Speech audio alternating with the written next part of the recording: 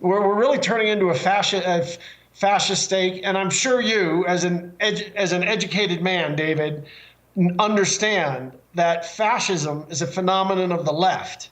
You were that history. Yeah, well, this seems to be the confusion because everyone seems to apply it to the right and to Nazism. But right. Share with me, please, for my less educated viewers. Well, 110 years ago, there was a hardcore socialist in Italy. He ran the socialist paper, Avanti. He was considered so hardcore, he was almost distasteful to some of the others. He was a certain type of socialist called a syndicalist.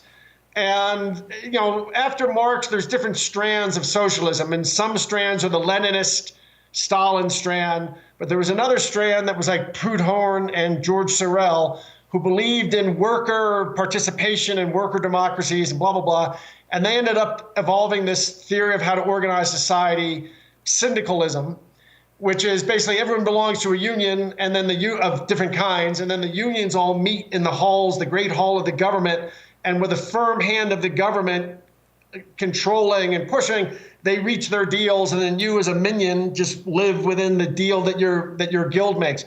That's socialism. The guy fought in World War I, unlike most socialists, and he came back after World War I, and he had a twist. He had a new frosting, which was that, yes, it is we socialists who understand the world correctly, but only we who have been bloodied in battle really have a place speaking for the future of the nation. And this guy's name was, as you probably guessed, Benito Mussolini. Benito Mussolini was a hardcore socialist. And even when he added nationalism, he didn't change his view of how you organize society. So you really want to think of there being two kinds of socialists. There's the international socialists, like the Trotskys, and then there's the national socialists, like the Mussolini, and then later his pal Adolf. But they're phenomenons of the left. They're not free market guys or anything like that. That was all recreated after World War II, that we were taught to think them as right wing. They grew out of the left. Are you shocked that more people don't know that? I mean, I remember when I was on the Young Turks, when I was a lefty, like 5 years ago, or no, it was more than that now, 7 years ago or something like that. It feels like 10 lifetimes ago.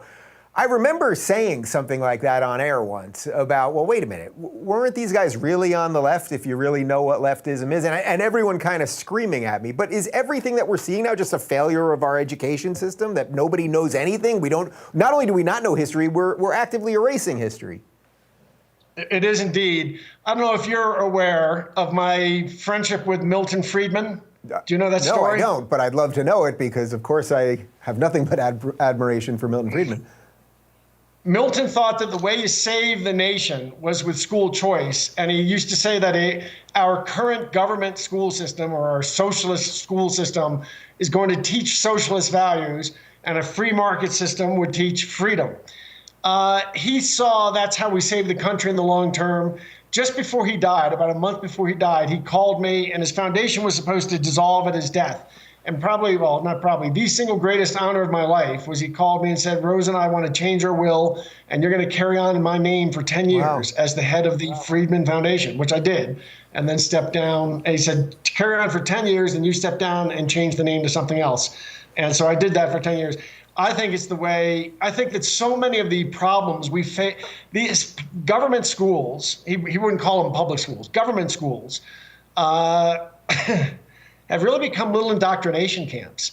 It's shocking to me how the nonsense history, just fake history that students get taught. Working as the CEO of a company, I of course interacted with all kinds of age ranges, and it's just amazing how people in their 20s are so indoctrinated and they don't know bupkis. They don't know bupkis about history. I've got some very close friends who are, I would call, politely, I would call them kind of militant black Muslims. But we're good friends, and we spent a lot of time debating and stuff. But I'm kind of surprised, at least they know a lot, but I'm generally surprised when I deal even with black activists, how little actual history of slavery, of black America do they know. They've memorized a bunch of ideological talking points and spew it, and they They don't think critically about anything they've memorized as a general rule, which is why, I think what's really going on, I'm old, I'm a lot older than you, Ruben. I don't think you're that much older than me. I got a lot of miles on me. As Indiana Jones says, it's not the years, it's the miles. I used to wonder, in the 1980s, I lived in an academic environment where people were arguing for socialism, and they were still of the mentality, socialism because science and economics. Well, by the end of the 1980s, as that all collapsed, they were kind of silent for the 90s.